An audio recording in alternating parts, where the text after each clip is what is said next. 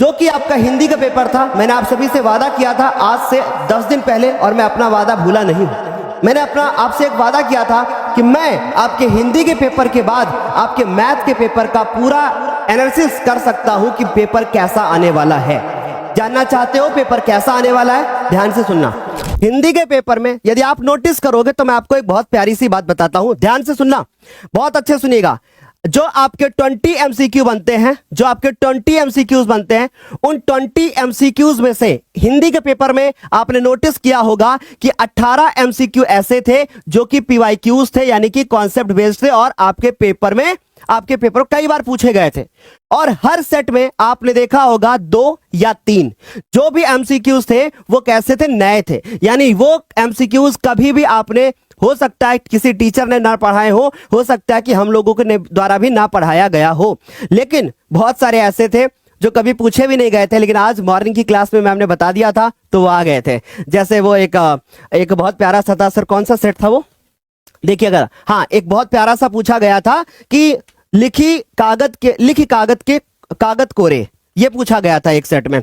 ऐसे बहुत सारे, यदावर रहेगा याद करके एक है, ये सब नहीं पूछे जाते थे लेकिन पूछे गए आज के पेपर में, और सुबह की क्लास में हमने पढ़ा भी दिया था। अच्छा देखो, तो उसके बाद आगे देखो, आपने हिंदी के पेपर में नोटिस किया होगा कि जो भी गद्यांश या पद्यांश आया जिसमें ऑप्शन होता है, प्लीज ध्यान से सुनना, कि जिसमें ऑप्शन होता है, जिसमें क्या होता है? ऑप्शन होता है। तो ऑप्शन में अगर आप बात करोगे, यानी जिसमें ऑप्शनल क्वेश्चन होते हैं, ठीक है, जो ऑप्शनल होते हैं जिसमें आपको चूज करना होता है कि भैया कोई एक कर लो, ठीक है, 2 दिए होंगे, कोई एक कर लो, ठीक है, आगे मेरी बात समझे। तो अगर कोई एक करना होगा, उसमें याद रखना एक क्वेश्चन आपको मिलेगा पीवाईक्यू, यानी जो कि पिछले ईयर पूछा गया होगा, या फिर वो हो सकता है एनसीईआरटी का। मेरी ध्यान से सुन लीजिएगा, ये एनालिसिस है, ये मेरा एक अनुमान है, और इस अनुमान को कोई फेल नहीं कर सकता। तुम्हारा मैथ का पेपर आए तो तुम देख लेना मेरे बच्चों, देख लेना, ये जो बोल रहा हूं यही होगा, ठीक है। जैसे आपको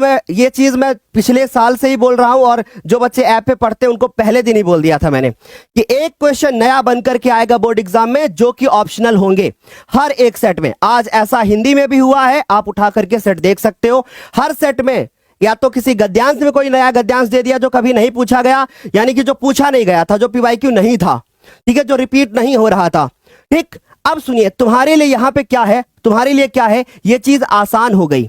अब इससे तुम्हारा क्या है? आसान हो गया तुम्हारे लिए, और इससे तुम्हारा फायदा है। अब सर पूछोगे कि सर क्या फायदा है, और सर ये क्वेश्चन नया क्यों देते हैं बोर्ड एग्जाम में जो कि पीवाईक्यू नहीं होता है, तो देते क्यों हैं? अब सुनिएगा, अगर हर साल क्वेश्चंस नए नहीं दिए जाएंगे तो भैया वो तो वही बात हो जाएगी ना कि सीधे सीधे हम आपको 50 क्वेश्चन करा दें, बोल दे कि भैया हर साल यही आते हैं, हर साल आ जाएंगे। लो बोलो, यही तो बात होती है ना। इसलिए टीचर जो भी बनाएगा पेपर को, जो भी पेपर बनाएगा, वो क्या करता है? हर साल ऑप्शनल क्वेश्चंस के साथ में नए क्वेश्चन डाल देता है। अब इससे तुम्हारा नुकसान नहीं है कुछ भी, क्यों? क्योंकि तुम्हारे पास ऑप्शन है। लेकिन अब नुकसान एक छोटा सा ये है, बहुत बड़ा नुकसान नहीं है, छोटा सा ये है कि अगर वो एनसीईआरटी क्वेश्चन भी तुम्हें नहीं आता है, वो पीवाईक्यू भी तुम्हें नहीं आता है, तो तुम फंस जाओगे, तो फिर तुम फंस जाओगे। ये मेरा अनुमान है कि अब इस तरीके के क्वेश्चंस आपको बोर्ड एग्जाम में मिलेंगे, और देख लेना मैथ का पेपर आएगा आपको इसी तरीके से चीजें मिलेंगी। फिर मैं आपको बताता हूं, जो आपका गणित का पेपर आएगा, उस गणित के पेपर में भी आपको 18 एमसीक्यूज ऐसे मिलेंगे जो पीवाईक्यूज होंगे, जो कि मैं अपनी क्लास में करा दूंगा, जितनी भी क्लासेस में कराऊं उसमें आपको जहां पर बोलूं कि ये एमसीक्यू आ सकता है, तुरंत उस पर हाईलाइट कर लेना और देख लेना कि वो आपको मिल जाएगा, ठीक है। आई होप इतनी बात समझ में आ गई होगी। ये था हमारा एनालिसिस कि मैथ में ऐसा होगा। अब मैं आपको एक बहुत प्यारी सी बात बताने जा रहा हूं, बहुत अच्छे से सुनिएगा। यहां पे कुछ मैं आपको बोलने जा रहा हूं कि हमारे द्वारा पेपर जो होगा वो लीक किया नहीं जाता, लीक हो जाता है, ठीक है। तो याद रखना कि हम पेपर को लीक नहीं कर सकते, प्लीज इतनी बात को ध्यान में रखना, ठीक है। पेपर को हम लीक नहीं कर सकते, ये बात याद रखना। ना कोई टीचर कर सकता है, ठीक है, ना कोई टीचर कर सकता है, ना तो मैं कर सकता हूं। ये बात अपने पेरेंट्स से भी आप पूछ सकते हो कि कोई ऐसा नहीं कर सकता। सर ऐसा आप क्यों बोल रहे हो? इसलिए मैं आपको बता रहा हूं कि भैया आप ये सोचो कि सर आएंगे और आखिरी दिन पेपर को लीक कर देंगे, तो याद रखना 5 दिन पढ़ाई करनी होगी।